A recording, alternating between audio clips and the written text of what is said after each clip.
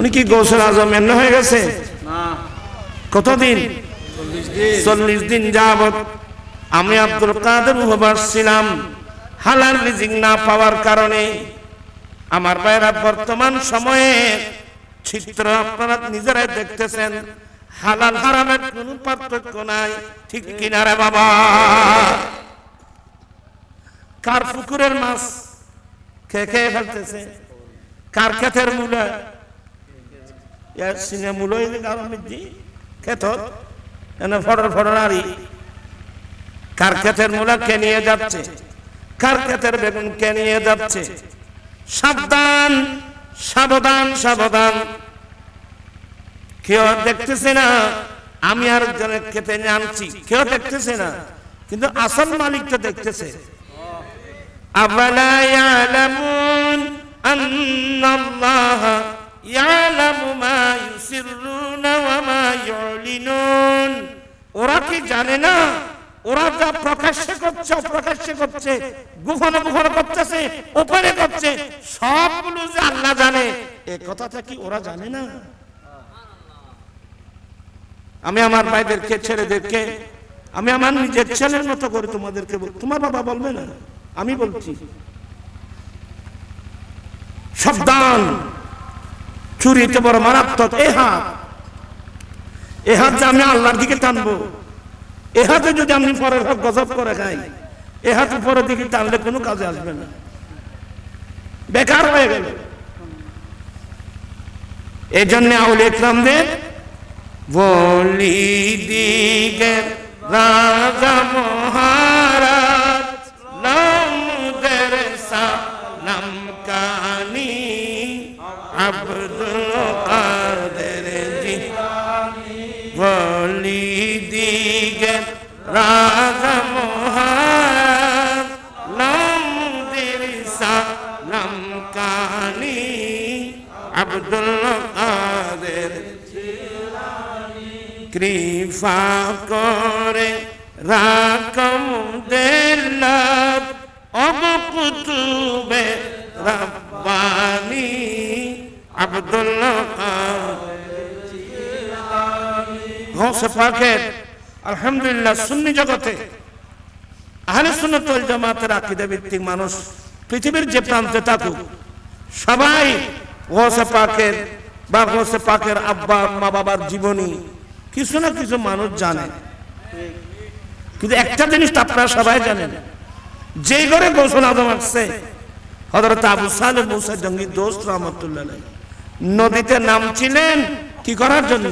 উযু করার জন্য। একটা আপেল বেশে বেশে আসতেছে, হাতে টেনে নিয়ে বিসমিল্লাহ করে যখন আপেলটা খেয়ে নিলেন, খাবার পরে চিন্তা করলেন, আরে আমি এটা কি করলাম? সমুদ্রে তো আপেল পাওয়া যায় না, নিশ্চয়ই কোনো মানুষের বাগানে। আয় আল্লাহ, আমি কোন মানুষের বাগানে ফল খেলাম? আমি কোন মানুষের বাগানে ফল খেলাম? আল্লাহর হক নষ্ট করেছি, আল্লাহর কাছে তওবা করলে আল্লাহ মাফ করবে, কিন্তু বান্দার হক তো আল্লাহ মাফ করবে না। এটার নাম তাকওয়া, এটার নাম বেলায়েত। এক স্রোতের নদী ছিল, সিদ্ধান্ত নিল আমি নদীর পারে পারে উপর দিকে যেতেই থাকবো যতক্ষণ পর্যন্ত আপেল বাগান না পাই। বহু দূর যাওয়ার পর এটার নাম আল্লাহর ভয়। আমরা এইটা আল্লাহর ভয়, পরের হক নষ্ট করছে, এটার জন্য কত মাইল গেল আমরা আল্লাহর হকের জন্য। এখান থেকে 2-10 কদম 20 কদম দিয়ে আমরা আল্লাহর ঘর মসজিদে যেতে পারতেছি না।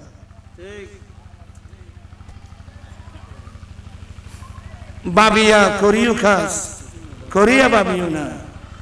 আমি কি কথাগুলো বোঝাতে পারছি? অনেক দূর যাওয়ার পর এটা আপেল বাগান পেলেন, তথ্য নিলেন বাগানের মালিক আছে কিনা। হাসে, উনি আমার নবীর একজন বংশধর হযরত আব্দুল্লাহ সামাই রাদিয়াল্লাহু তাআলা আনহু। ওনার কাছে গেলেন, ঘটনা সবাই আপনারা জানেন। এটার নাম কি? আমি মাপ চেয়ে নেব, পয়সা দেব, মূল্য দেব, পয়সা না নিলে আমি মাপ চেয়ে নেব। যতক্ষণ মাফ না করবে ততক্ষণ পর্যন্ত দরওয়াজা ছেড়ে আমরা যাব না। এটার নাম তাকওয়া। এই সম্পদটা আপনারা অর্জন করতে পারেন কি দেখেন। এ সম্পদ কিরকম তোরা ভুল উজ্জ্বল করেন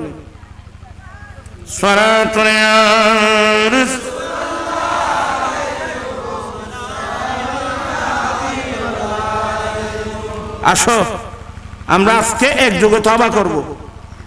জীবনের অতীত দোষরা তো কিছু দেখতেছি না। আল্লাহ বলেন ফাকুলতু আস্তাগফিরু রাব্বাকুম ইন্নাহু কানা গাফফারা ইউরসিলিস সামাআ আলাইকুম মিদরারা ওয়া ইউমদিদুকুম বিআমওয়ালিন ওয়া বানিন ওয়া ইয়াজআল লাকুম জান্নাতিন ওয়া ইয়াজআল লাকুম আনহারা। আমি অনেক দূরে চলে আসলাম, আপনাদের কষ্ট হবে, আমারও কষ্ট হবে। আমি বোঝাতে চেয়েছিলাম উম্মুল মুমিনিন আমি জান আয়েশা সিদ্দিকা রাদিয়াল্লাহু তাআলা আনহা নবীর সঙ্গে থেকে থেকে গোটা ইসলাম ধর্মটা উনি শিখে নিয়েছেন। সুনানে দারমির একটা হাদিস বলি আপনাদেরকে। আমি জানি যে কত বড় গ্র্যান্ড মুফতি ছিলেন।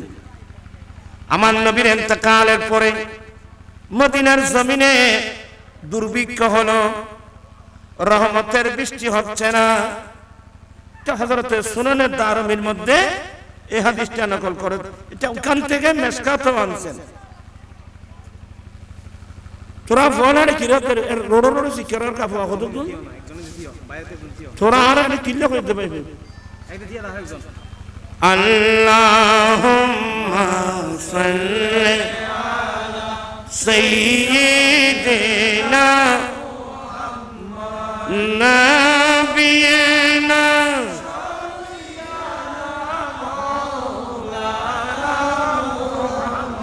বাম জঙ্গলার বাঘ হরিণে চিনিল দয়াল নবীকে, হরে মান ভয়ে চিনিলি না রে, দুঃখ রইল মনেতে।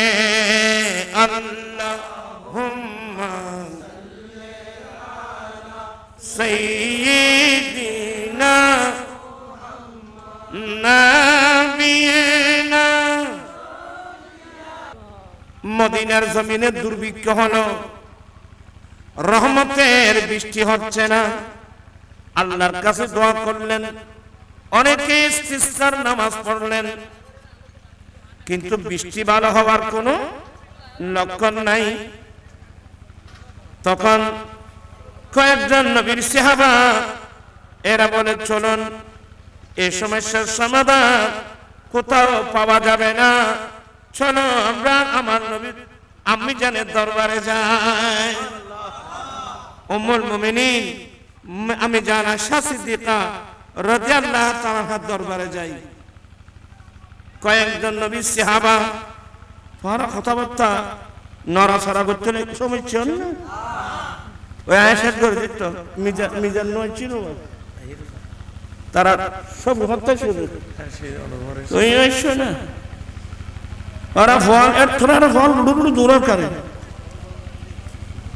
আজিও দূরবি না এরা মাহফিলের ববি, এখানে বসো মাহফিলে বসো।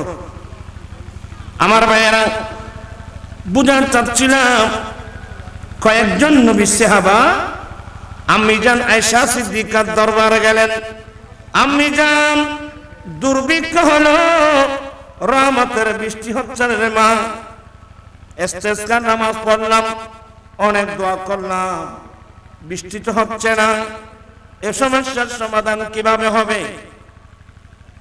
এক পর্যায়ে মা আম্মি জান আয়েশা সিদ্দিকা কি বলছেন, ইযহাবু ইলা কবরিন নবী সাল্লাল্লাহু আলাইহি ওয়াসাল্লাম, তোমরা এখনই দয়াল নবীর রওজা মুবারকে যাও,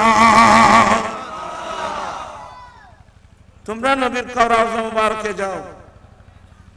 ইযহাবু ইলা কবরিন নবী সাল্লাল্লাহু আলাইহি ওয়াসাল্লাম, তোমরা এক্ষুনি আমার নবীর কবর শরীফে যাও।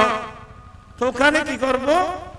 বলো ওখানে গিয়ে আমার নবীর কবর শরীফের উপরে খেজুর পাতার যে ছাউনি আছে, ফাজালু কুয়াম বাইনাহু ওয়া বাইনাস সামা, আমার নবীর কবর শরীফ এবং আসমানের মাঝখানে যে খেজুর পাতার ছাউনি আছে এটা সরাই দাও, এটা সরাই দাও।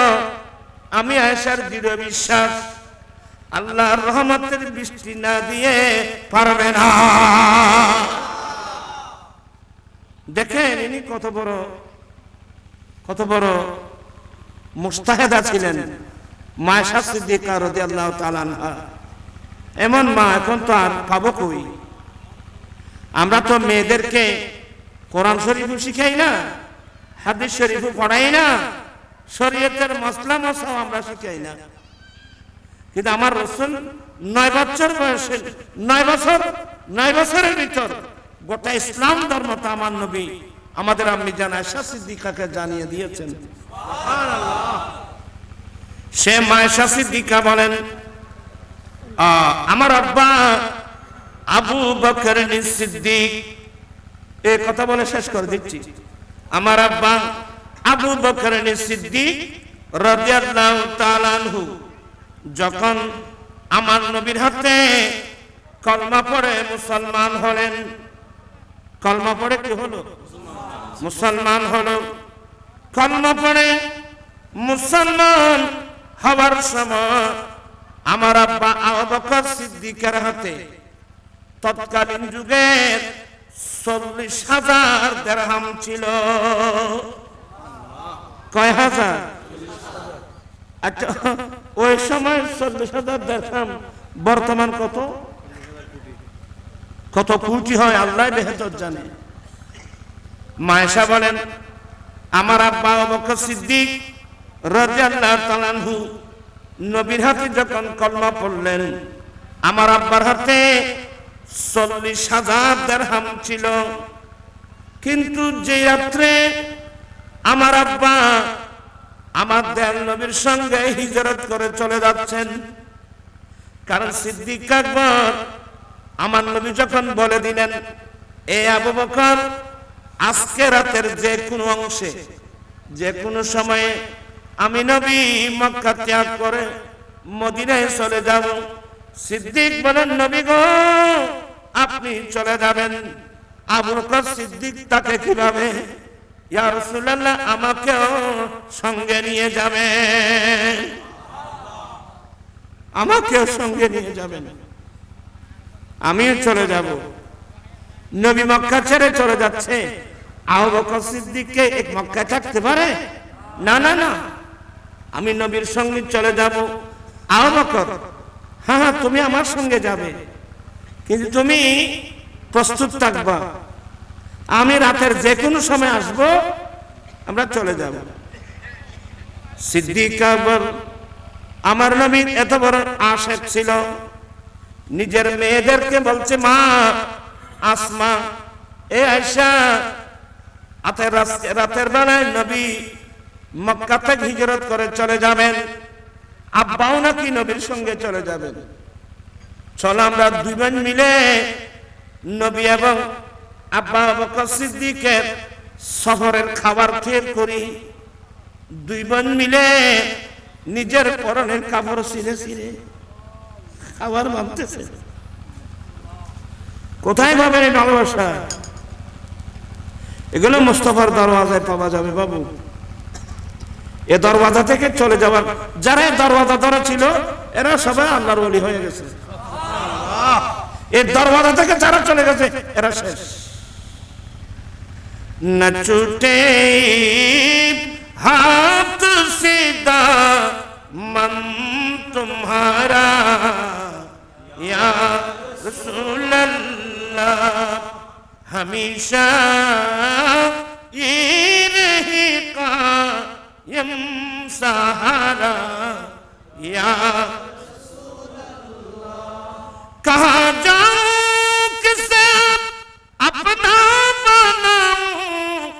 इस ज़माने में, मेरा दिल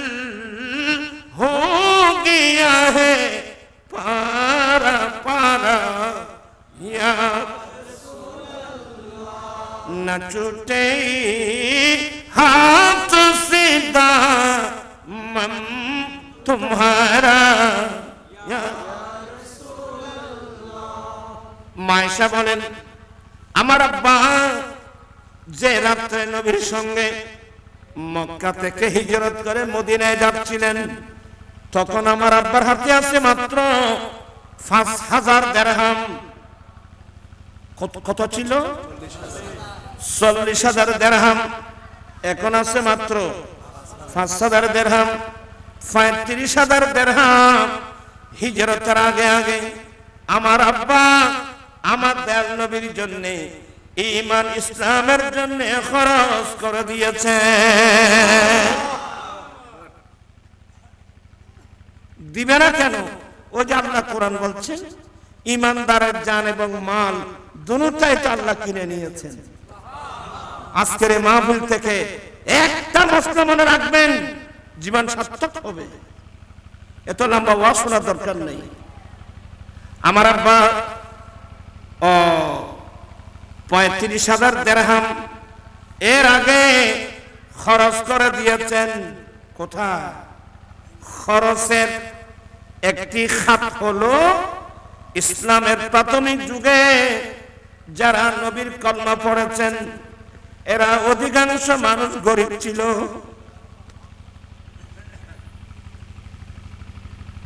ইসলামের প্রাথমিক যুগে যারা আমার নবীর কলমা পড়েছিলেন এরা অধিকাংশ গরিব।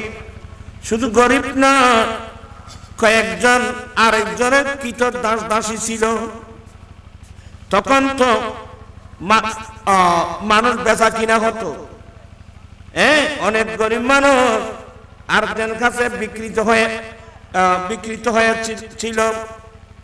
নবীর হাতে কলমা পড়েছেন গরিব মানুষ, তাদের মধ্যে 7 জন গোলাম, আরেকজনের দাস দাসী। 1 নম্বর আবু বকর সিদ্দিক।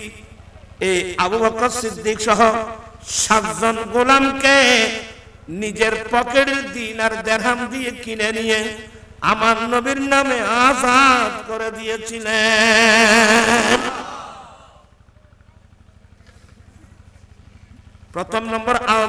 প্রথম নম্বর বেলাল রাদিয়াল্লাহু তাআলা। বেলাল ওনার বাড়ি আফ্রিকায়, যে দেশের নাম ইউথোপিয়া, লোহিত সাগরের অপর পারে। কালো বর্ণের মানুষ।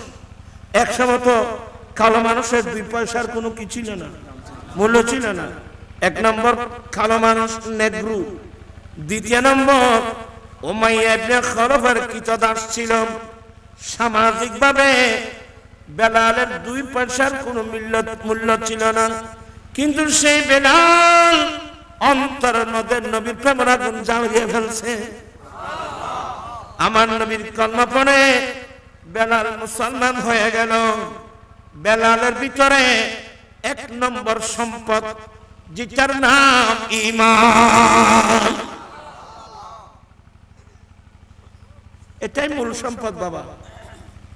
আমরা ঈমানের উপর থাকতে হবে, ঈমান নিয়ে কবরে যেতে হবে, তাহলে আমার আখিরাতের মুক্তি। খোদাই না করুক হাজার হাজার কোটি টাকার মালিক, ঈমান নিয়ে যদি যেতে না পারি, এই সম্পদ আপনার আমার কোনো কাজে আসবে না রে বাবা, ঠিক কিনা? আমাদের ছেলেরা অত মিজান আসতেছে, মিজান তো সুন্দর নাচ পড়ে। দয়াল তোমার কাছে আরজি জানা এই আদমে, আমি তাকতে চাই না এই দুনিয়ার সুখের ফাগুনে, আমি সর্বক্ষণ জ্বলতে চাই নবীর প্রেমে আগুনে, আমি সর্বক্ষণ জ্বলতে চাই নবীর প্রেমে। এটাই মূল সম্পদ, এটাই মূল সম্পদ।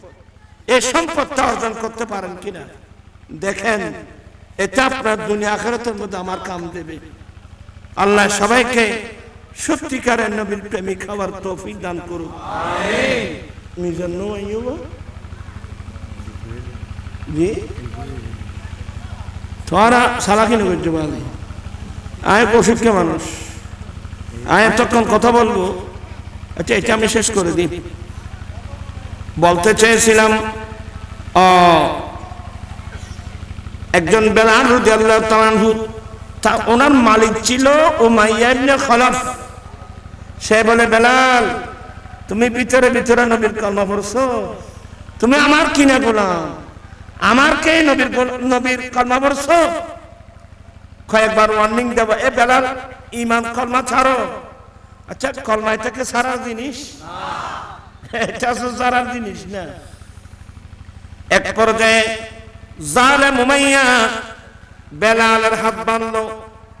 বেলাল এমনি তো গরিব মানুষ, আসলে আমরা ছোটবেলায় দেখছি কোন বড় লোক যদি গরিবের ছেলেকে মারে কোন মায়া দয়া থাকে? বড় মানুষের ভলে গরিবের ভলে মাতুলাইলে কোনো মায়া দয়া আছে না? আমরা দেখছি, অনেক কিছু দেখছি বাবা এই বয়সে। আমার ভাইয়েরা, এ উমাইয়া জালেম বেলালের হাত বাঁধলো। বেলালে পা বেঁধে মক্কার উত্তপ্ত মাটি, পাথরি জমিন চিৎ করে ফেলে বিরাট এক পাথর বেলালের শিরের উপর উঠাই দিয়েছে। পাশে বসে বসে, বেলাল এখনো সময় আছে, কলমা ছাড়ো।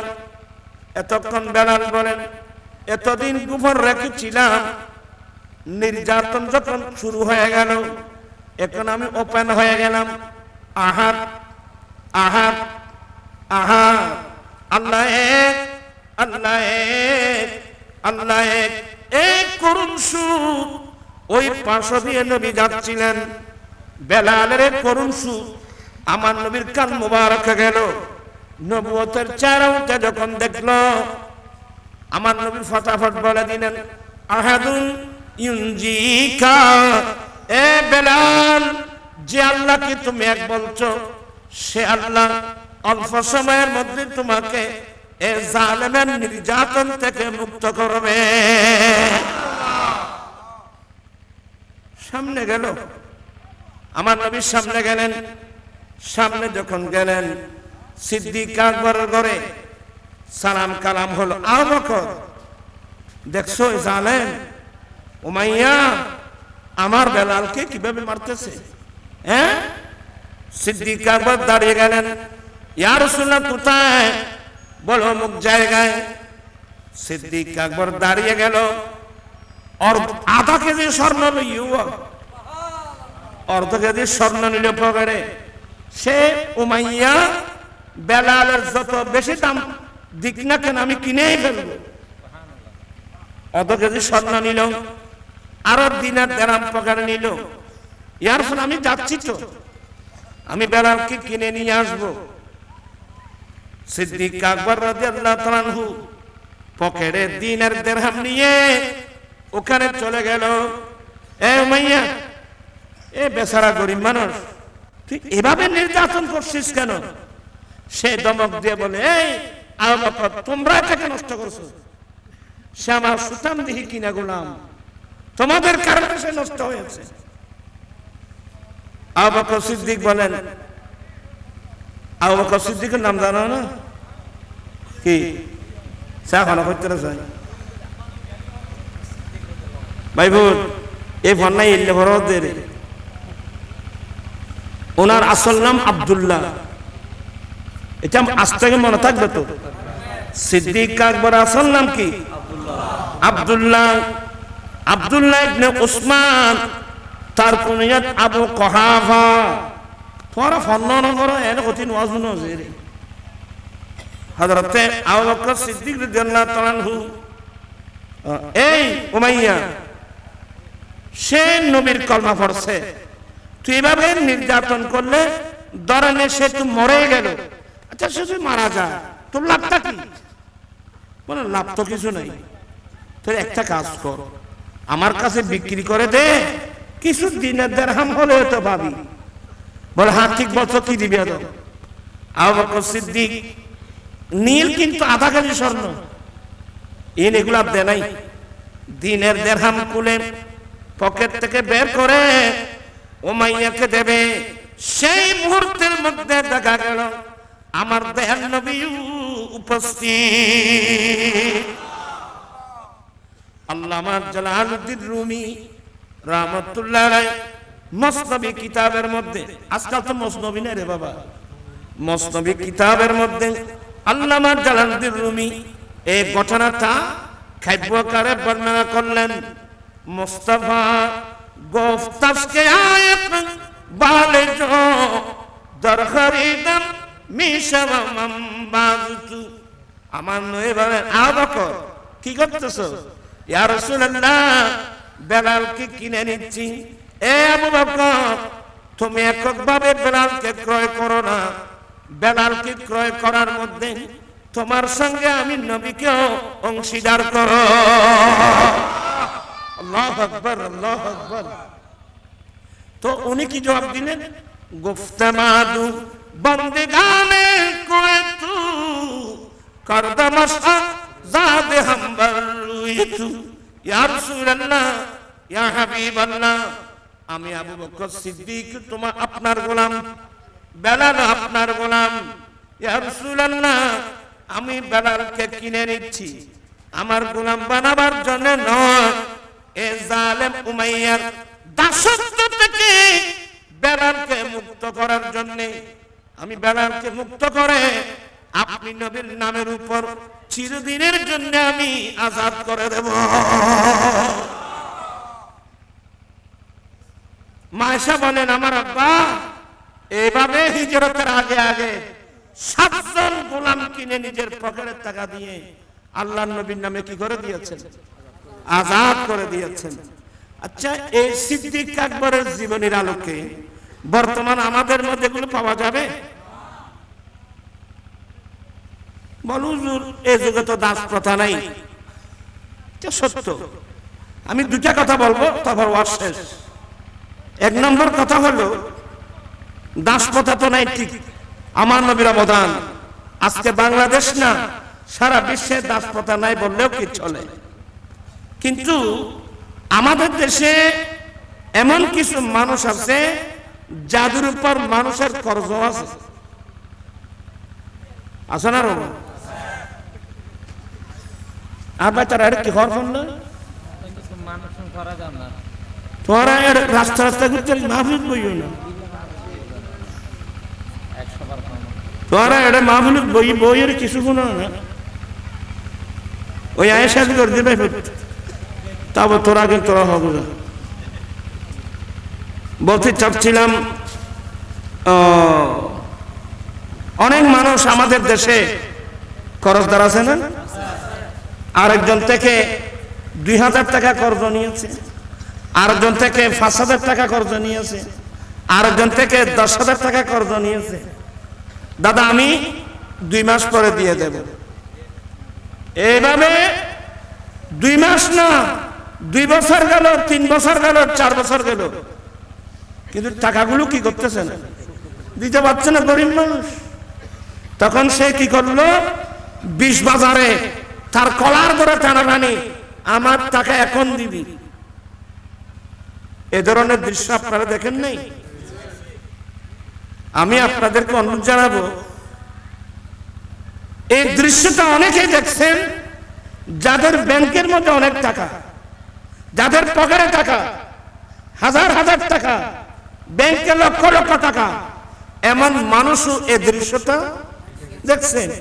কিন্তু কই, আরে কিরে এই বেচারাটা কিভাবে বিদ্যুৎ করছিস কেন? বলে ভাই আমি 2000 টাকা পাবো, 5000 টাকা বাঁচতে 5 বছর। আরে বাবা ঠিক আছে তো, বেচারা গরিব মানুষ দিতে পারছে না, তুই এভাবে 20 বাজারে তার কলার ধরে টানানি করছিস। না না, একজন মুসলমান ভাই ভাইকে এভাবে বিদ্যুৎ করবে কেন? আমার কাছে টাকা আছে, আল্লাহ দৌলত দিয়েছেন, যা তার 5000 টাকা কর্জ আমি আমার থেকে তোকে পরিশোধ করে দিলাম। এই কাজটা যদি করতে পারেন, সে সিদ্দিক আকবর রাদিয়াল্লাহু আনহু গোলাম আজাদ করে যে খাতার মধ্যে নাম লিখিয়েছেন, আপনার নামও কিন্তু সে খাতার মধ্যে উঠে যাবে। ঠিক কার বলুন না সুবহানাল্লাহ। আমি কি জিনিসটা বোঝাতে পারলাম? আসলে আমরা ওদিকে কোনো আমাদের খেয়াল নেই। আরেকটা কথা বলবো, এটা শেষ, আর বলবো না। এখানে অনেক মহিলা আছে গরিব ফ্যামিলির, যারা বিভিন্ন এনজিও সংস্থার কাছে গিয়ে সুদের উপর টাকা আনছে। আমি কি ভুল বলছি আপনাদেরকে? এই এলাকার মধ্যে আছে না? সুদের উপর বিভিন্ন এনজিও সংস্থা, আমেরিকা ইউরোপের এনজিও সংস্থা থেকে 5,000-10,000 টাকা আনছে সুদের উপর। এগুলা কিস্তি কিস্তি কি করবে? পরিশোধ করবে। কিন্তু কিস্তির টাকা পরিশোধ করতে না পারায় কত মেয়ে নিজের চরিত্র হারিয়েছে, কত মেয়ে স্বামীর ঘর হারা হয়েছে, কত মেয়ে স্বামী হারা হয়েছে, কত মেয়ে পিতা বাড়ি হারা হয়েছে। কেন এটা হলো? এটার জন্য আমরা সবাই কিন্তু দায়ী।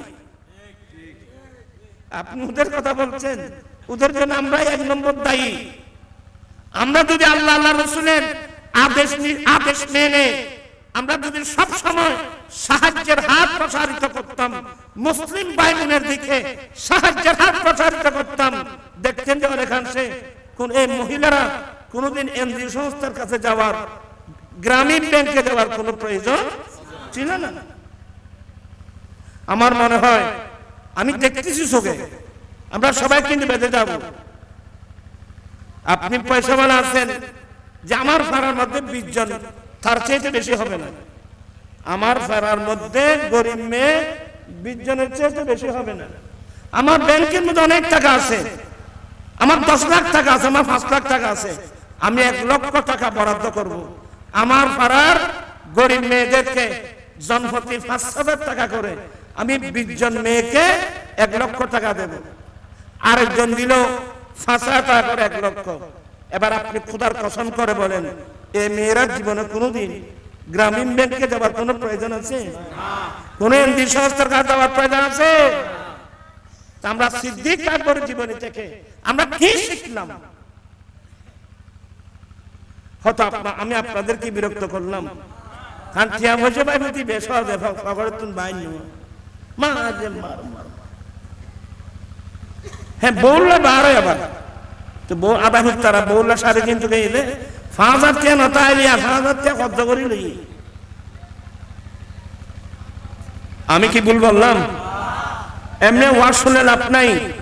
সিদ্দিক আকবরের জীবনের আলোকে আমরা আমাদের জীবনকে সাজাতে হবে, ঠিক কিনা ভাই? আমার এটা আমার মেইন ওয়াজ আজকে। আসুন আমরা গরিবের দিকে সাহায্যের হাত প্রসারিত করি। আপনার অনেকে তো আছে গরিবদেরকে দেখতে পারে না, আছে না? আচ্ছা, আমার নবী কোন দলে? তুমি যারা খাবিলে গিয়ে খাবিলে বলছো না, আমার নবী কোন দলে? আমার নবী কিন্তু বাদশার বাদশা। নূরে মুহাম্মদ সাল্লাল্লাহু আলাইহি, তুমি বাদশার, আমার নবী বাদশার বাদশা, কিন্তু থাকে কোথায়? আল্লাহুম্মা আহিনি মিসকিনা ওয়া আমিতনি মিসকিনা ওয়া হাসুরনি ফি জুমরাতিল মাসাকিন। মাওলা আমাকে দরিদ্র অবস্থায় রাখিও, দরিদ্র অবস্থায় ইন্তেকাল দিও, কিয়ামতের কঠিন দিনে গরিবদের সঙ্গে আমার হাসর করিও।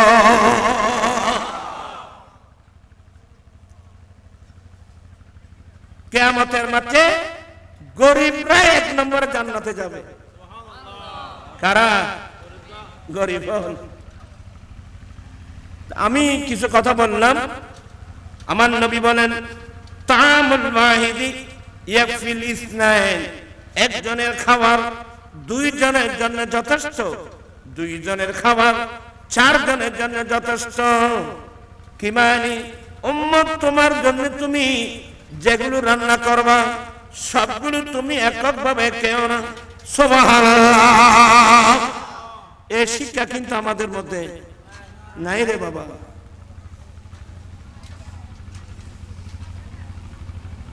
আমি আর কথা বাড়াচ্ছি না, আল্লাহ আমাদেরকে সিদ্দিক আকবর রাদিয়াল্লাহু তাআলার জীবনী থেকে কিছু শিখে সিদ্দিক আকবর রাদিয়াল্লাহু সুন্নাত মোতাবেক সেই নবীর পথে, জান্নাতের পথে, জান্নাতের সেই রাস্তা ধরে চলার আল্লাহ সবাইকে তৌফিক দান করুন। এই যে শীতের মৌসুম, এখানে অনেক বাইরে আছেন যাদের আর্থিক অবস্থা ভালো, অনেক গরিব মানুষ আছে একটা সুইটার কিনবার কিনে পয়সা নাই। আমি আপনাদেরকে বলবো, আপনার তৌফিক অনুযায়ী কয়েকজন গরিবদেরকে আপনি গরম জামা কিনে দিবেন, কয়েকজনকে ভালো কম্বল কিনে দিবেন। এগুলো গনিমত মনে করবেন আপনারা। যারা দানি ব্যক্তি এরা আল্লাহর বন্ধু, নবীর বন্ধু, ফেরেশতাদের বন্ধু, মুসলিম জিন জাতির বন্ধু, দেশের মানুষের বন্ধু। কথা বুঝতেছেন? আমি আর কথা না বাড়িয়ে এটাই লাস্ট বক্তব্য আমার। আপনার বাজারে যাবেন, বাজার করবেন, কিন্তু একটু আশেপাশে দেখবেন। আপনি যে মাংস নিচ্ছেন, গরুর মাংস, মহিষের মাংস নিচ্ছেন, গরুর মাংস নিচ্ছেন, দেখ এই 2 কেজি দাও, রানঘাড়া না ইন্না মাতি তারা রানঘাড়া 2 কেজি দাও। আপনি যে অর্ডার দিলেন, আপনি দেওয়ার পরে একটু আশেপাশে দেখবেন, অনেক গরিব মানুষ বুকে হাত দিয়ে চোখের পানি ফেলতেছে। এই দৃশ্য কিন্তু আপনারা দেখবেন। বাজারে গেলে আমি একবার আমার কথা বলি, আমি ওই যে আমান বাজার আছে না, আড়াদারে আমান বাজার আছে না, আমান বাজার বড়দিঘির পার ফেলে আসলে লালিয়ার হাটের পরে তো আমান বাজার। ওখানে যখন আসলাম তখন আমার আব্বা ছিল। আমার আব্বা ওই সুম্মা মাছ পছন্দ করতেন, সুম্মা মাছ, কাঁথা নাই, স্বাদের মাছ আমরা পছন্দ করি, গরমের মধ্যে সবাই পছন্দ করে। তো একটু সময় ছিল, আমার বাজারের নাম আমি যখন নামলাম সবাই তো আমাকে চিনে, আমাকে ঘিরে ধরছে, হুজুর হুজুর কি। আমি বললাম বাবা আমার এখানে বাজারে মাছ উঠছে দেখছি, এই তাড়াতাড়ি হুজুরকে আগে একটু 2 দিনে করে। আর ফল মহব্বতের ফল নেই আছে তো। তো ওখানে গিয়ে দেখলাম যে মাছ তো নেব, সবাই তো ঘিরে ধরছে আমাকে, কিন্তু ওই যেখানে মানুষ মাছ কিনে পাশে একজন লোক থাকে মাছ কাটার জন্য। তার মাথা না এই সুম্মা মাছ বলি বেলায় ডোর ফাতা লইলে 800 দুচিরি বেলটি ডেলটি ডেলটি আজকাল বলতে ডোর গুলো ফাতাও চিন্তু চিনিবেন আর এটা কত চিনিবি ডোর গুলো ফাতা। আরে যাই হোক, এখন তো যেখানে মাছ কিনে ওখানে মাছগুলো কেটে দেয়, একেবারে আরাম। এরপরে দেখা গেল আমি দেখলাম একজন বুড়িমা, একজন বুড়িমা একেবারে বোরকা, আমার মনে হয় 70-75 বছরের কম না বয়স, একেবারে বোরকা ভরা। তো ওই একটা মাছ খুঁজছে, মাছর খান লেস ফেলানের দিন এগুলো এমনি এমনি বাছাবাছি করতেছে।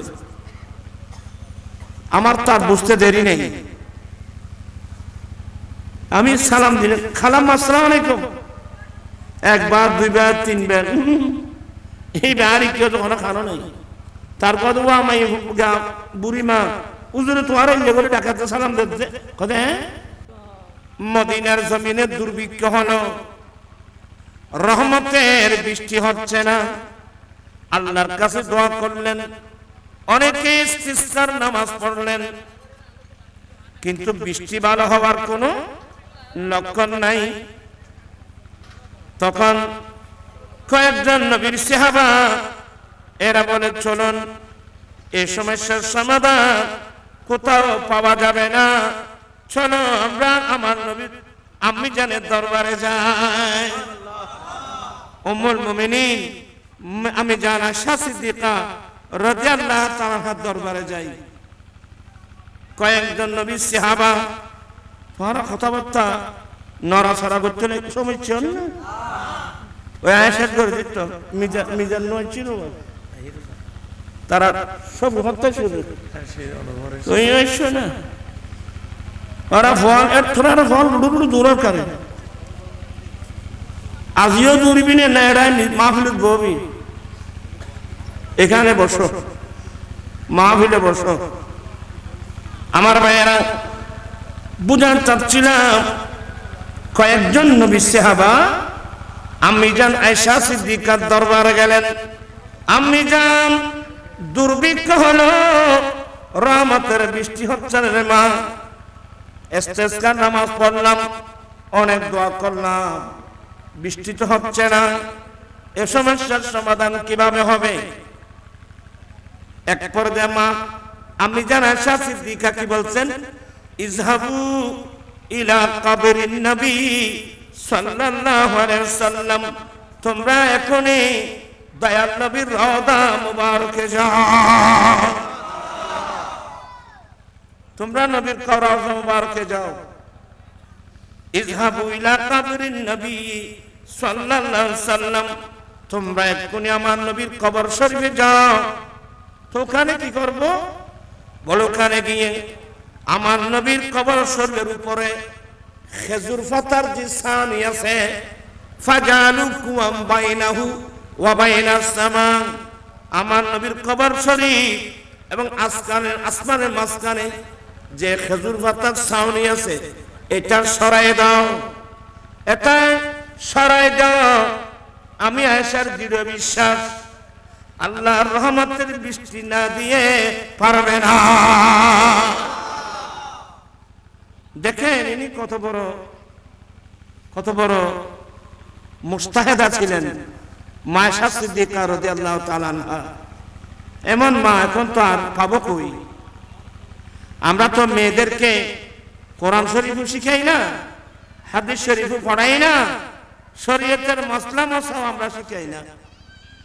কিন্তু আমার রাসূল 9 বছর বয়সে 9 বছরের ভিতর গোটা ইসলাম ধর্মটা আমার নবী আমাদের আম্মি জান আয়েশা সিদ্দিকাকে জানিয়ে দিয়েছেন। সুবহানাল্লাহ।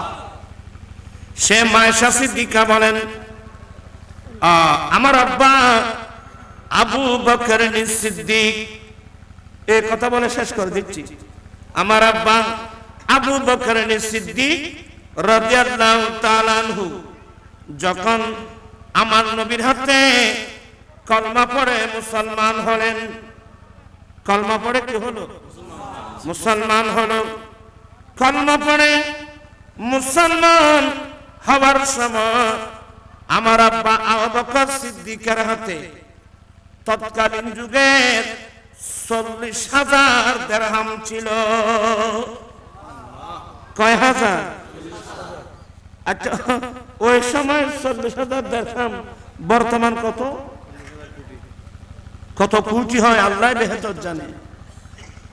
মা আয়েশা বলেন, আমার আব্বা আবু বকর সিদ্দিক রাদিয়াল্লাহু তাআলা আনহু নবীর হাতে যখন কলমা পড়লেন, আমার আব্বার হাতে 40,000 দিরহাম ছিল। কিন্তু যে রাত্রে আমার আব্বা আমার দয়াল নবীর সঙ্গে হিজরত করে চলে যাচ্ছেন, কারণ সিদ্দিক আকবর আমার নবী যখন বলে দিলেন, এ আবু বকর, আজকে রাতের যে কোনো অংশে যে কোনো সময়ে আমি নবী মক্কা ত্যাগ করে মদিনায় চলে যাব। সিদ্দিক বলেন, নবী গো, আপনি চলে যাবেন। আবু বকর সিদ্দিক তাকে কিভাবে? ইয়া রাসূলুল্লাহ, আমাকেও সঙ্গে নিয়ে যাবেন, আমাকেও সঙ্গে নিয়ে যাবেন, আমিও চলে যাব। নবী মক্কা ছেড়ে চলে যাচ্ছে, আবু বকর সিদ্দিককে এক মক্কায় থাকতে পারে না? না না, আমি নবীর সঙ্গে চলে যাব। আবু বকর, হ্যাঁ, তুমি আমার সঙ্গে যাবে, কিন্তু তুমি প্রস্তুত থাকবা, আমি রাতের যে কোনো সময় আসব, আমরা চলে যাব। সিদ্দিক আকবর আমার নবীর এত বড় আশিক ছিল, নিজের মেয়েদেরকে বলছে, মা আসমা, এ আয়েশা, রাতের বেলায় নবী মক্কা থেকে হিজরত করে চলে যাবেন, আব্বাও নাকি নবীর সঙ্গে চলে যাবেন। চলো আমরা দুই বোন মিলে নবী এবং আব্বা বকর সিদ্দিকের সফরের খাবার খেয়ে করি। দুই বোন মিলে নিজের পরনের কাপড় ছিঁড়ে ছিঁড়ে খাবার ভাবতেছে। কোথায় পাবেন এই ভালোবাসা? এগুলো মুস্তাফার দরওয়াজায় পাওয়া যাবে বাবু। এ দরওয়াজা থেকে চলে যাওয়ার, যারা দরওয়াজা ধরা ছিল এরা সবাই আল্লাহর ওলি হয়ে গেছে। এই দরওয়াজা থেকে যারা চলে গেছে এরা শেষ। न छूटे हाथ से दामन तुम्हारा या रसूल अल्लाह, हमेशा ये रहेगा यम सहारा या रसूल अल्लाह। कहाँ जाऊं किसे अपना इस ज़माने में, मेरा दिल हो गया है पारा पारा या रसूल अल्लाह। न छूटे हाथ से दामन तुम्हारा या रसूल अल्लाह। मायशा बोलेन আমার আব্বা যে রাত্রে নবীর সঙ্গে মক্কা থেকে হিজরত করে মদিনায় যাচ্ছিলেন, তখন আমার আব্বার হাতে আছে মাত্র 5000 দিরহাম। কত ছিল? 40000 দিরহাম। এখন আছে মাত্র 5000 দিরহাম। 35000 দিরহাম হিজরতের আগে আগে আমার আব্বা আমার দয়াল নবীর জন্য, ঈমান ইসলামের জন্য খরচ করে দিয়েছে। দিবে না কেন? ও যে আল্লাহ কোরআন বলছেন ঈমানদারের জান এবং মাল দুটোই তো আল্লাহ কিনে নিয়েছেন। আজকের এই মাহফিল থেকে একটা মশলা মনে রাখবেন, জীবন সার্থক হবে। এত লম্বা ওয়াজ শোনার দরকার নেই। আমার আব্বা 35,000 দিরহাম এর আগে খরচ করে দিয়েছেন। কোথায়? খরচের একটি খাত হলো ইসলামের প্রাথমিক যুগে যারা নবীর কলমা পড়েছেন এরা অধিকাংশ মানুষ গরিব ছিল।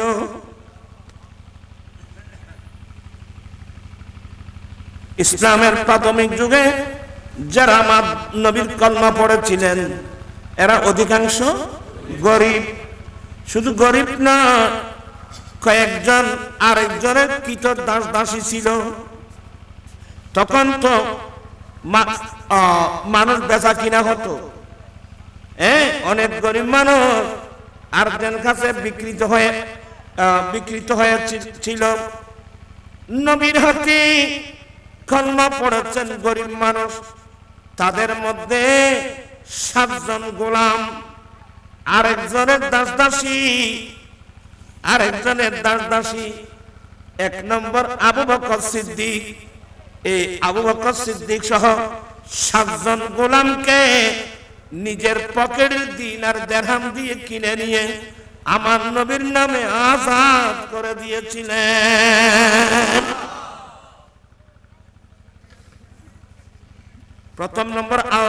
প্রথম নম্বর বেলাল রাদিয়াল্লাহু তাআলা। বেলাল ওনার বাড়ি আফ্রিকায়, যে দেশের নাম ইথিওপিয়া, লোহিত সাগরের অপর পারে। কালো বর্ণের মানুষ। 100 কালো মানুষের 2 পয়সার কোনো কি ছিল না, মূল্য ছিল না। 1 নম্বর কালো মানুষ নেগ্রু। 2 নম্বর উমাইয়া ইবনে খলফের কৃতদাস ছিল। সামাজিকভাবে বেলালের 2 পয়সার কোনো মূল্য ছিল না, কিন্তু সেই বেলাল অন্তরের মধ্যে নবীর প্রেমের আগুন জ্বালিয়ে ফেলছে। আমার নবীর কলমা পড়ে বেলাল মুসলমান হয়ে গেল। বেলালের ভিতরে এক নম্বর সম্পদ, যেটার নাম ঈমান। এটাই মূল সম্পদ বাবা। আমরা ঈমানের উপর থাকতে হবে, ঈমান নিয়ে কবরে যেতে হবে, তাহলে আমার আখিরাতের মুক্তি।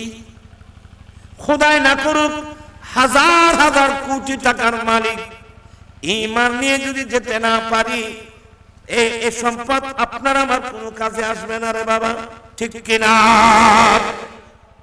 আমাদের ছেলেরা অত মিজান আসতেছে, মিজান তো সুন্দর না পড়ে, দয়াল তোমার কাছে আরজি জানা এই আদমে, আমি তাকতে চাই না এই দুনিয়ার সুখের পাবনে,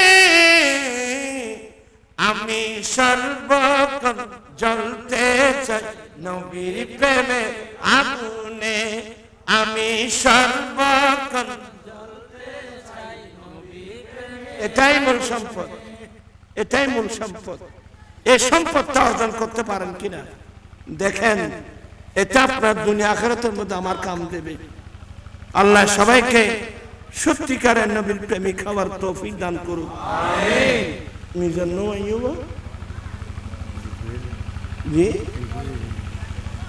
তোরা সালাকি নগর জবানি আয় কৌশিক মানুষ আয় তখন কথা বলবো।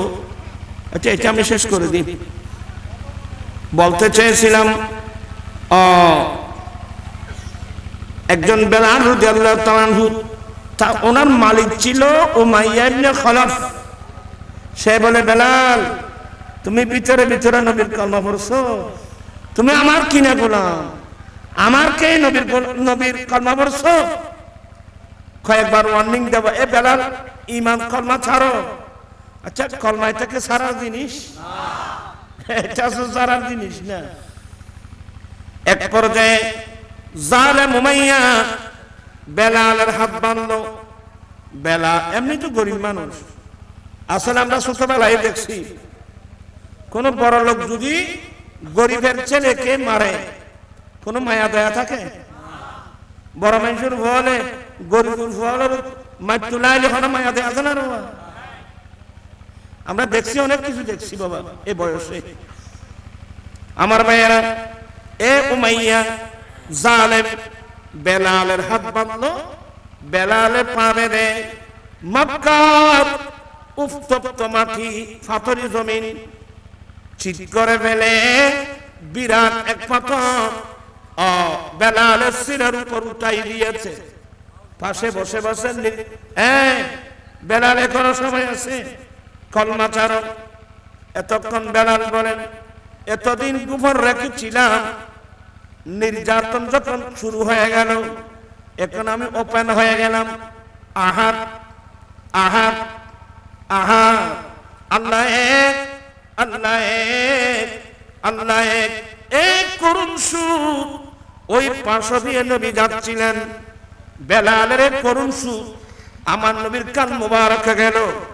নবুয়তের চেহারা উঠে যখন দেখলো, আমার নবী ফটাফট বলে দিলেন, আহাদুন ইউনজিকা, এ বেলাল, যে আল্লাহকে তুমি এক বলছো সে আল্লাহ অল্প সময়ের মধ্যে তোমাকে এ জালেমের নির্যাতন থেকে মুক্ত করবে। সামনে গেল, আমার নবীর সামনে গেলেন। সামনে যখন গেলেন, সিদ্দিক আকবরের ঘরে সালাম কালাম হলো। আবু বকর, দেখছো জালেম উমাইয়া আমার বেলালকে কিভাবে মারতেছে? হ্যাঁ, সিদ্দিক আকবর দাঁড়িয়ে গেলেন। ইয়া রাসূলুল্লাহ কোথায়? বলো অমুক জায়গায়। সিদ্দিক আকবর দাঁড়িয়ে গেল, और आधा केजी स्वर्ण अर्ध केजी स्वर्ण निल पकेटे से उमाइया बेलालेर যত বেশি দাম দিক না কেন আমি কিনেই ফেলবো। अर्ध केजी स्वर्ण নিল আর দিনার দিরহাম পকেটে নিল। ইয়ার ফলে আমি যাচ্ছি তো আমি বেলালকে কিনে নিয়ে আসব। সিদ্দিক আকবর রাদিয়াল্লাহু তাআলা আনহু পকেটে দিনার দিরহাম নিয়ে ওখানে চলে গেল। এ উমাইয়া, এ বেচারা গরিব মানুষ, তুই এভাবে নির্যাতন করছিস কেন? সে ধমক দিয়ে বলে, এই আবু বকর, তোমরা এটাকে নষ্ট করছো, সে আমার সুতাম দিহি কিনা গোলাম, তোমাদের কারণে সে নষ্ট হয়েছে। আবু বকর সিদ্দিক বলেন, আবু বকর সিদ্দিকের নাম জানো না? কি চা খানা করতে চাই ভাই বোন, এই ফন্নাই ইল্লে ভরদের ওনার আসল নাম আব্দুল্লাহ।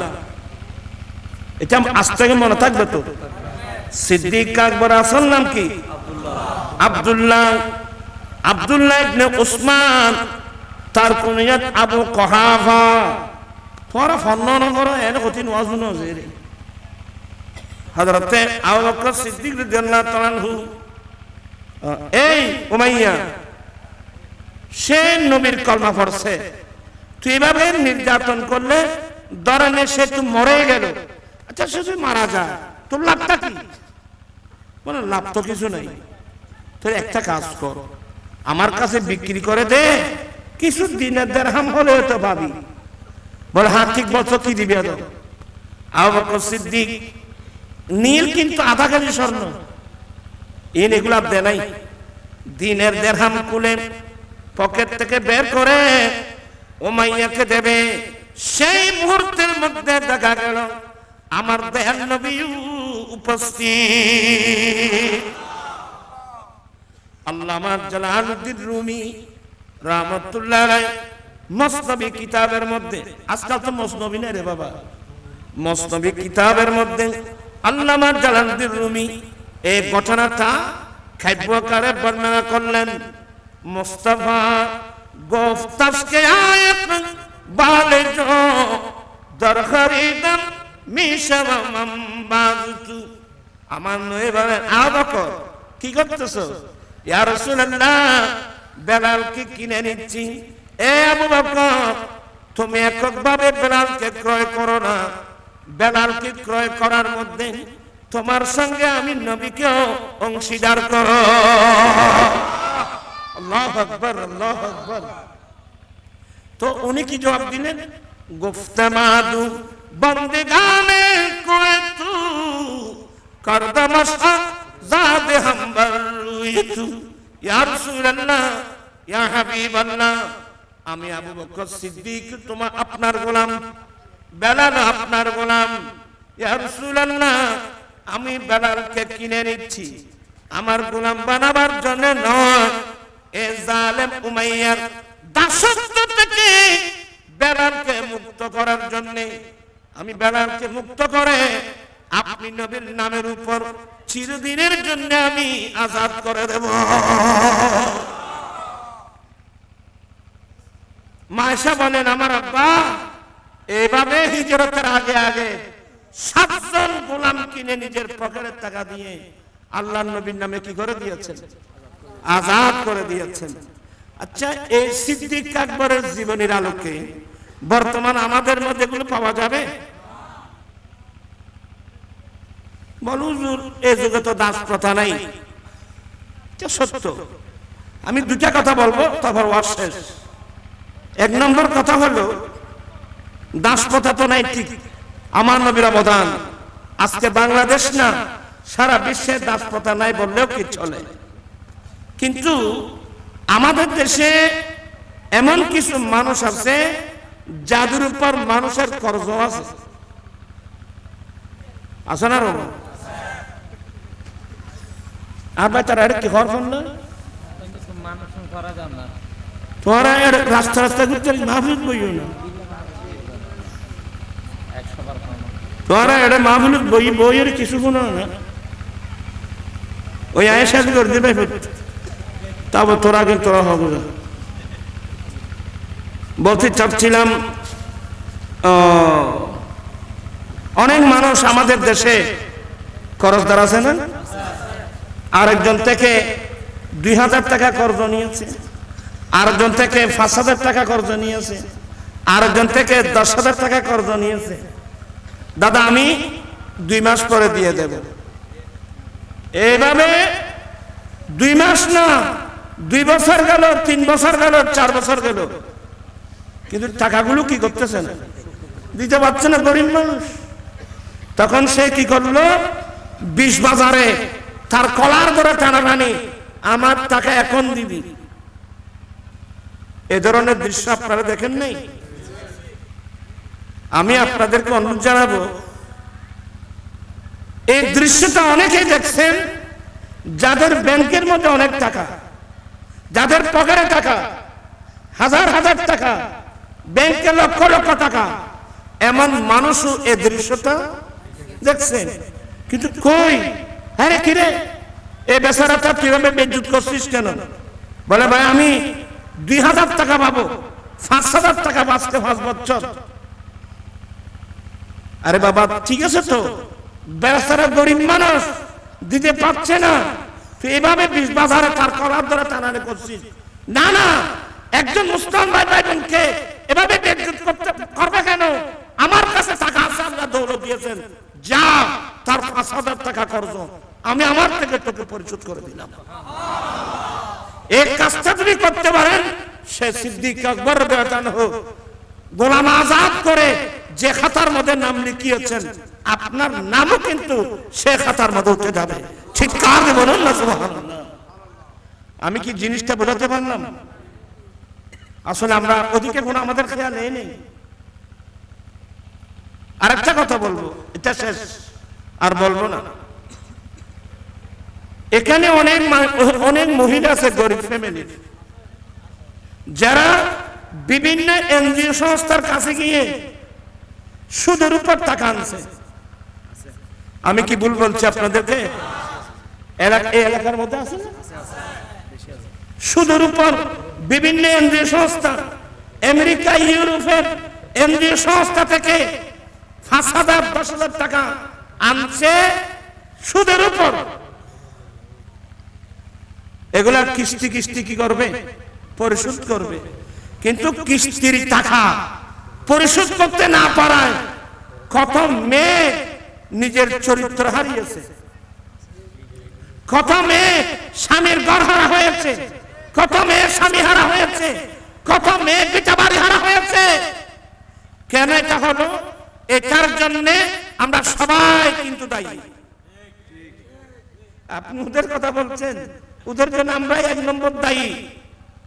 আমরা যদি আল্লাহ রাসূলের আদেশ মেনে আমরা যদি সব সময় সাহায্যের হাত প্রসারিত করতাম, মুসলিম ভাই বোনের দিকে সাহায্যের হাত প্রসারিত করতাম, দেখতেন যে অনেকাংশে কোন এই মহিলারা কোনোদিন এনজিও সংস্থার কাছে যাওয়ার, গ্রামীণ ব্যাংকে যাওয়ার কোনো প্রয়োজন ছিল না। আমার মনে হয়, আমি দেখতেছি চোখে, আমরা সবাই কিন্তু বেঁধে যাব। আপনি পয়সাওয়ালা আছেন যে আমার ফাড়ার মধ্যে 20 জন, তার চেয়ে বেশি হবে না। আমার ফাড়ার মধ্যে গরিব মেয়ে 20 জনের চেয়ে বেশি হবে না। আমার ব্যাংকের মধ্যে অনেক টাকা আছে, আমার 10 লাখ টাকা আছে, আমার 5 লাখ টাকা আছে, আমি 1 লক্ষ টাকা বরাদ্দ করব। আমার ফাড়ার গরিব মেয়েদেরকে জনপ্রতি 5,000 টাকা করে আমি 20 জন মেয়েকে 1 লক্ষ টাকা দেব।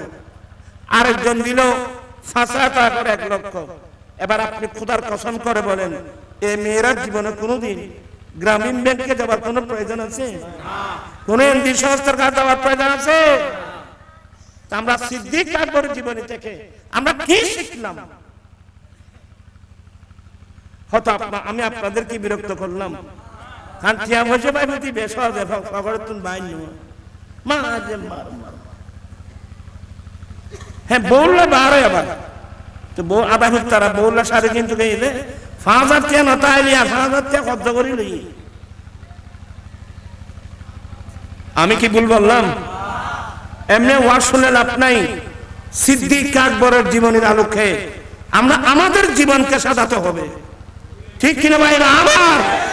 এটা আমার মেইন ওয়াজ আজকে।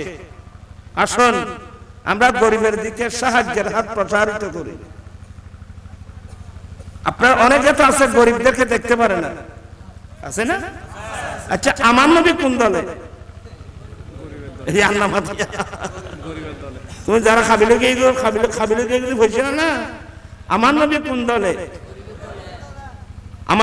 আমার নবী কিন্তু বাদশার বাদশা, নূরে মুহাম্মদ সাল্লে আলা তুমি বাদশাহ, আমার নবী বাদশার বাদশা, কিন্তু থাকে কোথায়? আল্লাহুম্মা আহিনি মিসকিনা ওয়া আমিতনি মিসকিনা ওয়া হাসুরনি ফি জুমরাতিল মাসাকিন। মাওলা আমাকে দরিদ্র অবস্থায় রাখিও, দরিদ্র অবস্থায় ইন্তেকাল দিও, কিয়ামতের কঠিন দিনে গরিবদের সঙ্গে আমার হাসর করিও।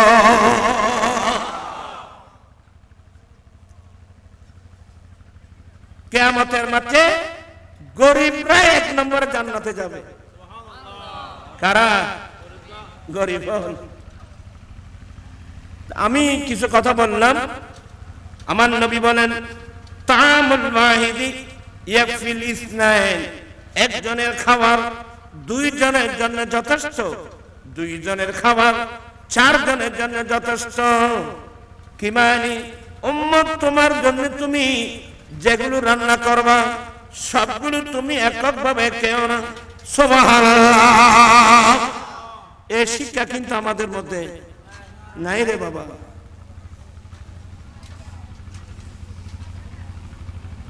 আমি আর কথা বাড়াচ্ছি না। আল্লাহ আমাদেরকে সিদ্দিক আকবর রাদিয়াল্লাহু তাআলার জীবনী থেকে কিছু শিখে সিদ্দিক আকবর রাদিয়াল্লাহু সুন্নাত মোতাবেক সেই নবীর পথে, জান্নাতের পথে, জান্নাতের সেই রাস্তা ধরে চলার আল্লাহ সবাইকে তৌফিক দান করুন। এই যে শীতের মৌসুম, এখানে অনেক বাইরে আছেন যাদের আর্থিক অবস্থা ভালো, অনেক গরিব মানুষ আছে একটা সুইটার কিনবার কিনে পয়সা নাই। আমি আপনাদেরকে বলবো আপনার তৌফিক অনুযায়ী কয়েকজন গরিবদেরকে আপনি গরম জামা কিনে দিবেন, কয়েকজনকে ভালো কম্বল কিনে দিবেন। এগুলো গনিমত মনে করবেন আপনারা।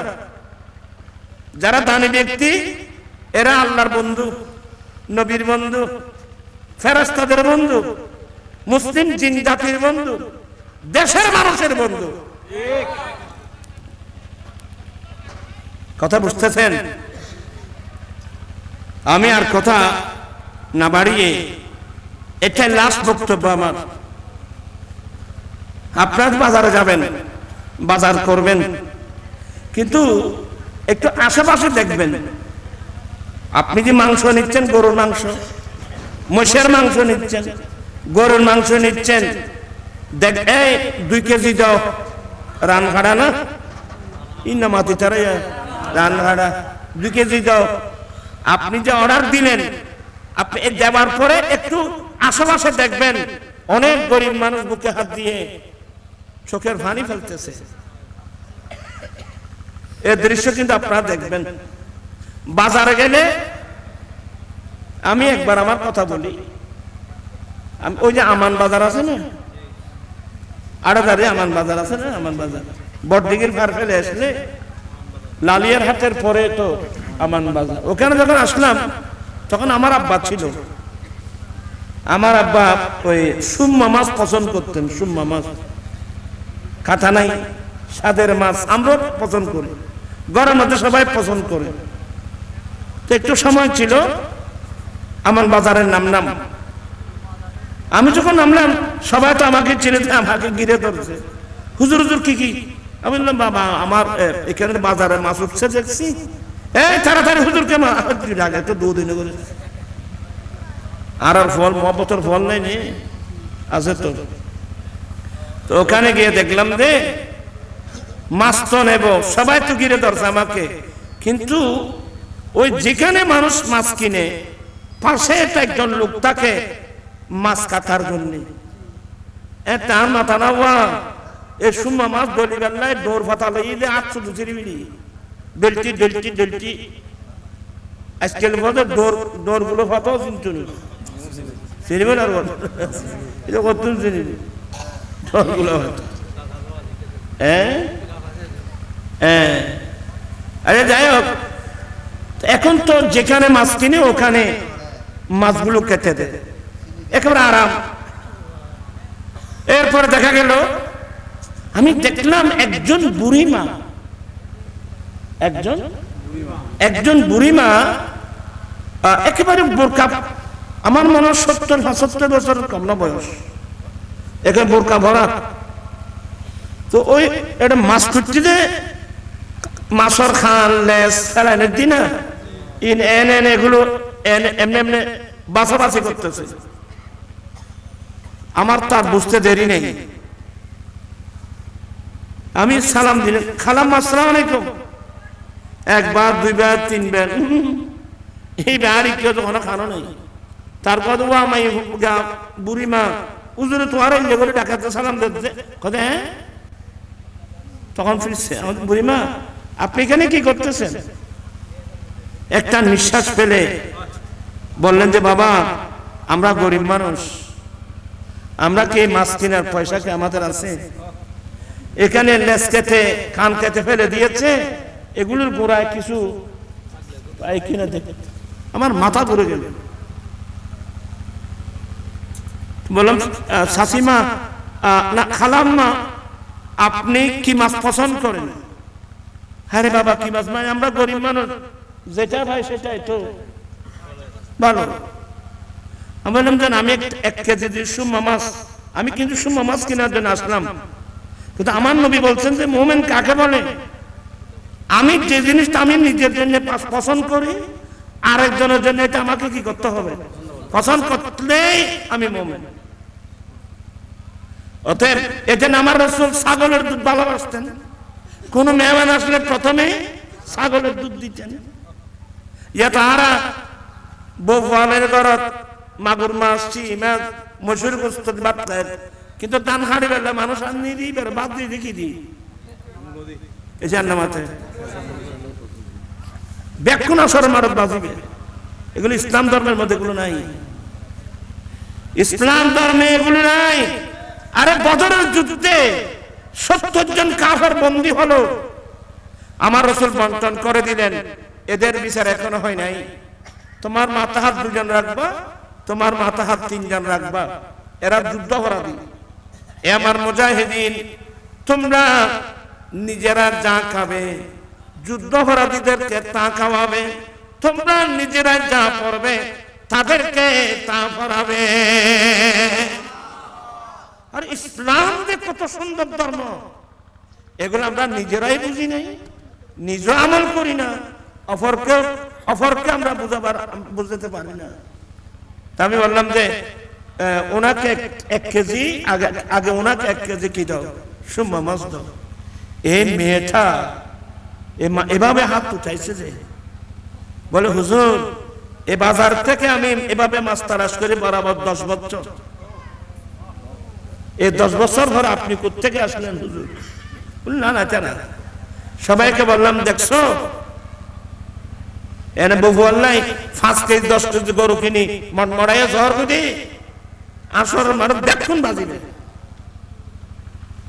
আপনি তরকারি কিনছেন, আমি সবাইকে বলি কিরবা তুমি বাজার খোঁজো, যে বাজার গেছো পয়সা খোঁজো, বসে তো নাই। ও এবারে 2 কেজি আলু দাও, এবারে ফুলকপি দাও, আচ্ছা 2 কেজি আলুর দাম পাঠিয়ে পাইবে। তো একজন মানুষকে আমি 2 কেজি 3 কেজি আলু কিনে দিলে আপনি কি গরিব হয়ে যাবেন? আমি কি গরিব হয়ে যাব? এদিকে লক্ষ্য রাখার দরকার আছে তো, নতুবা আমরা সবাই কিয়ামতের মাঠে ভেসে যাব। আমি সিদ্দিক আকবর রাদিয়াল্লাহু তাআলা জীবনের আলোকে আপনাদেরকে কিছু কথা বললাম। আসলে আমি অসুস্থ মানুষ, এতক্ষণ থাকবো যে আমি যে এখানে প্রোগ্রাম নিয়েছি আমি জানি না। একসময় আসছিলাম যখন ইয়ং ছিলাম, অনেক আগে, আর আমি তো এদিক দিয়ে আসছিলাম। তো যাই হোক, এটা আপনাদের কোনো দোষ না, এটা আমার নসিবে লেখা আছে, আমাকে আসতে হলো। আপনাদেরকে দেখলাম, একটু দোয়া চাচ্ছি আমার আম্মি জানের জন্য। আমার আম্মি জানের এখন শেষ সময়, এখন শেষ বয়স, মায়ের কথা অনেক কিছু মনে পড়ে। আমার আম্মি জান তাহাজ্জুদের নামাজ পড়তেন। তবে আমরা কিন্তু গরিব ফ্যামিলির ছেলে, খুব গরিব ফ্যামিলির ছেলে, কিন্তু আমরা গরিব ফ্যামিলি হলে আমরা চেহারা মলিন করি না, আসতাম। কারণ আমার রাসূল যেখানে আমার নবী আল্লাহর কাছে দোয়া করে, আল্লাহ তুমি আমাকে গরিবী অবস্থায় রাখিও। এখানে চেহারা মলিন করার কিছু নাই। আলহামদুলিল্লাহ, দরিদ্রতা আমাদের অহংকার, দরিদ্রতা আমাদের অলংকার। হ্যাঁ, দরিদ্রতা অভিশাপ বিধর্মীদের জন্য, আমাদের জন্য না। আল্লাহ পাক সবাইকে ঈমান ইসলামের এই কথাগুলো বুঝে আমল করার তৌফিক দান করুন, আমিন। একটু গরিবের দিকে খেয়াল রাখবেন, সবাইকে বলছি। আপনি তৌফিক আছে, আপনি তরকারি কিনছেন, দেখবেন ওখানে গরিব মানুষ, ওনাকে আধা কেজি হলো একটা আলু দেবো, কয় টাকা দেবে? একটু এদিকে খেয়াল রাখবেন তো। গরিব আত্মীয় স্বজনের মধ্যে অনেক গরিব আছে। অনেক মানুষ আত্মীয় গরিব হওয়ার কারণে আত্মীয়তার বন্ধন ছিন্ন করে ফেলছে। মনে রাখবেন, গুনাহে কবিরার মধ্যে একটা কবিরা আত্মীয়তার বন্ধন ছিন্ন করা। এজন্য মা খাদিজা আমার নবীকে বলতে, ইন্নাকা লা তাসিলুর রাহিমা, নবী গো আপনার ঐতিহ্য, আপনি তো আত্মীয়তার বন্ধন জোড়া লাগাই দেন, আত্মীয়তার বন্ধন মজবুত করে দেন। আমরা কি আত্মীয়তার বন্ধন কি আমরা ছিন্ন করতে পারবো? আর যদি কেউ করে থাকেন, আজকে তওবা করুন, আত্মীয়দেরকে বুকে নেন। আল্লাহ পাক সবাইকে এই কথাগুলো বুঝার তৌফিক দান করুন। আমি আসলাম আসলে একটা দাওয়াত দেওয়ার জন্য। আগামী কিবার বললাম যে জি 25 তারিখ, এনে আগামী 19 তারিখ কেন এর তো উজুর অল্প কিরম আর কিনলে কই দেড়। মাশাআল্লাহ, অনেক উলামা ইকরামরা তশরিফ এনেছেন, সবাই বলেন মারহাবা। এখন তারা ওয়াজ করিব আর শুনলাম, তারা ওয়াজ করিব ফিরছুন আর দিবেলে বুঝে কি আল্লাহ পাক এরা আগামী শীত দেবে না বা ইনশাআল্লাহ। জন দরকার আছে না, সা খারা খারা দেবে, হাত তুলে কেন দেখা যায়। আল্লাহু আকবার, ইয়া রাসূলুল্লাহ, ইয়া ওয়াসাম দস্তগীর জিন্দাবাদ। আলহামদুলিল্লাহ, বর্তমান বাংলাদেশের সমস্ত সুন্নি জনতা আমরা ঐক্যবদ্ধ। আপনার খুশি নেবে দার সমস্ত দরবার ঐক্যবদ্ধ, সমস্ত সুন্নি জনতা খুশি নেবে দার। এতদিন আমাদেরকে অনেকটা অবহেলা করেছিল, এখন সুন্নিদেরকে অবহেলা করলেই তো খবর আছে। তা আগামী কিবার দাওয়াত দিলাম? বৃহস্পতিবার 25 তারিখ, এর কাছেই তো ভটিয়া হাই স্কুল মাঠে আপনাদেরকে দাওয়াত দিচ্ছি। আমার বয়সটা এখন আর কই, এখন এই আন্দোলনের বয়স 16 বছর পেরিয়ে এখন 17 বছর পড়ছে। হাজার হাজার ছেলে এখন যৌতুক ছাড়া কি করতেছে, বিয়ে করতেছে। অনেক ছেলে শপথ নিয়েছে। আশা করি সেদিন আপনারাও যাবেন, মূল্যবান বক্তব্য রাখবেন, অনেক উলামা ইকরামরা আসবেন। আল্লাহ সবাইকে এই সুন্নিয়তের কথাগুলো বুঝার, আমল করার আল্লাহ সবাইকে সেই তৌফিক দান করুন, আমিন। আল্লাহুম্মা আমিন আমিন। মাওলায়া সাল্লাল্লাহু আলাইহি ওয়াসাল্লাম দাইমান আবাদা আলা হাবিবিকা খায়রুল খালকি কুল্লিহিম। মাওলা মক্কা মদিনা অ্যাসোসিয়েশনের সকল সদস্যবৃন্দ, আল্লাহ যাদের প্রচেষ্টায় মাহফিল, আল্লাহ তাদের পক্ষ থেকে মাহফিল কবুল করে নাও। লাইটিং, প্যান্ডেল, স্টেজ, তবরকাতের ব্যবস্থা কবুল করে নাও। আয় আল্লাহ, আমাদের অতীত জীবনের গুনাহগুলো মাফ করে দাও। আমরা অনেক দোষ করেছি, ভুল করেছি, পাপ করেছি। মাওলা, গুনার সমুদ্রে ডুবে আছি, কিন্তু তোমার নাম গফুর, তোমার নাম গফফার। দয়া করে আমাদের অতীত জীবনের গুনাহগুলো মাফ করে দাও। আম্মা জানের গুনাহ মাফ করে দাও, আব্বা জানের গুনাহ মাফ করে দাও। আল্লাহুম্মা রাব্বিরহামহুমা কামা রাব্বায়ানি সগীরা। দাদা দি, নানা নাই, ভাই বোন, আত্মীয় স্বজন, সারা বিশ্বের মুমিন মুসলিম ভাই বোনের গুনাহ মাফ করে দাও। আল্লাহ আমরা তওবা করছি, আমাদের তওবা কবুল করো। আয় আল্লাহ, মক্কা মদিনা অ্যাসোসিয়েশনের নাম দিয়ে একটা সংগঠন বাইদের হায়াতে বরকত দাও, এলমে বরকত দাও, আমলের মধ্যে বরকত দাও। আল্লাহ আমার আঞ্জুমানকে কবুল করো, যৌতুক বিরোধী আন্দোলনকে সাকসেস করে দাও। আগামী বৃহস্পতিবার ঐতিহাসিক ফটি হাই স্কুল মাঠে আল্লাহ যৌতুক মাদক বিরোধী সমাবেশকে দারনার বাইরে কামিয়াবি দাও। আল্লাহ এই মাহফিলটা কিয়ামত পর্যন্ত জারি রাখিও। আল্লাহ আমার সঙ্গে প্রত্যেকের হায়াতে বরকত দাও, এলমে বরকত দাও, আমলে বরকত দাও। আল্লাহ কার কি সমস্যার সমাধান করো। বিহাক্কিল্লাহ ওয়া মালাইকাতুহু ইউসাল্লুনা আলান নবী ইয়া আইয়ুহাল্লাযীনা আমানু সাল্লু আলাইহি ওয়া সাল্লিমু তাসলিমা। আল্লাহুম্মা সাল্লি আলা সাইয়্যিদিনা মাওলানা মুহাম্মদ মা'দানিল জুদ ওয়াল কারাম বিহাক্কি লা ইলাহা ইল্লাল্লাহ মুহাম্মাদুর রাসূলুল্লাহ।